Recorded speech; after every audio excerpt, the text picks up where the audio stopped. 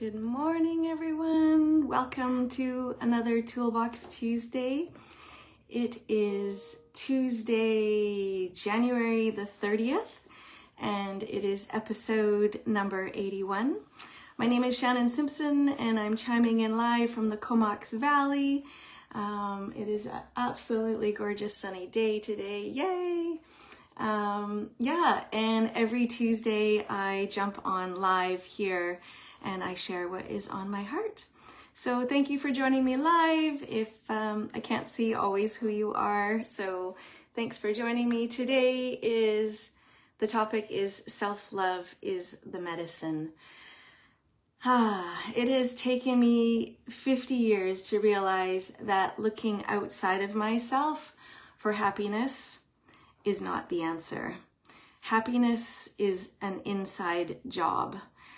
This little book I've been reading, and it's a quick read. I don't know if you've ever heard of, it's pronounced Thich, not Hanh, and he has this beautiful book, and it's called True Love. And I want to read to you page 44. And he says, "Your ability to love another person depends on your ability to love yourself.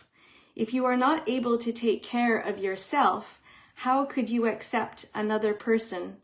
And how could you love him or her?" I find that message quite profound. I've spent a good part of my life pointing my fingers and blaming other people for my happiness. They did this to me, or she hurt me, or they said this about me, or they cut me off, and oh, it's their fault.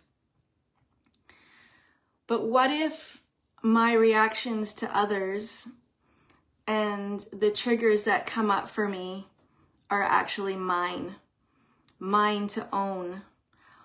What if I knew that the people closest to me held up the mirror to the inner work that I need to do?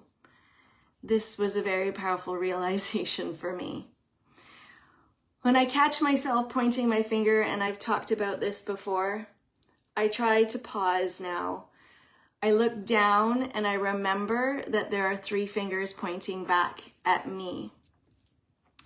Owning my wounds is not easy, and yet it's the only way that we find ourselves back to self-love. As many of you may know or may not know, I've endured my fair share of trauma in my life. Good morning, Grandmama. Good morning, Offrey. I've endured my fair share of trauma in my lifetime, and yet no one can heal that except myself. So when I find myself blaming, and I try to remind myself to stop and breathe and ask, why is this person triggering me so much? Why is this person so triggering for me? What is here for me to learn? So people pleasing is one thing that I have allowed to take my joy. When I am giving from a place of obligation to please someone, or to get their attention, or to get their love, I am not giving from a place of love. It's very different when you give to please others, not because you want to or because it's from a place of love. It is very different, and I know this all too well, because when we find ourselves giving out of obligation, we find ourselves in a place of resentment. And this is something that I know very well. I've spent many, many years looking outside of myself, people pleasing, drinking alcohol, drinking coffee, and not that coffee's bad, but it just doesn't serve me. Eating food that doesn't serve me, and pointing fingers at other people for my pain. But the fact is, my pain is mine. Good morning, Claudia. My pain is mine. it brings it all back to set radical self-responsibility. And when we can be responsible for what's going on for ourselves and not projected onto other people, this is when we can start to heal.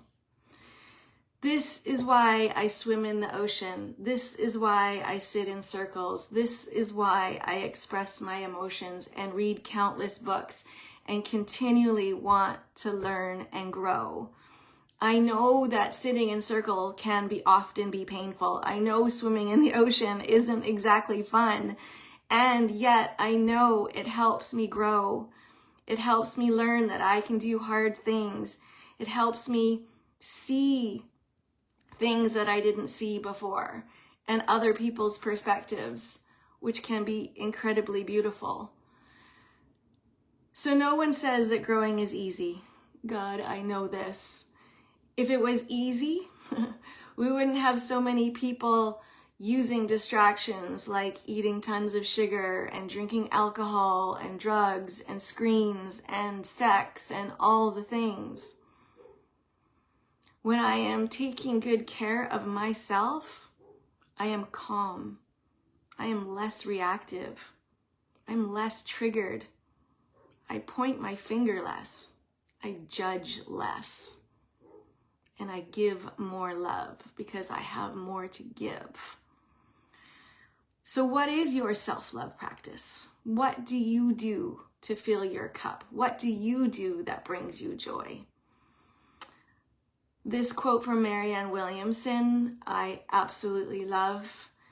She says, "We are not held back by the love that we didn't receive in the past, but the love that we're not extending in the present." I think that is incredibly beautiful. So my invitation to you is be mindful of your self-love practice. And when you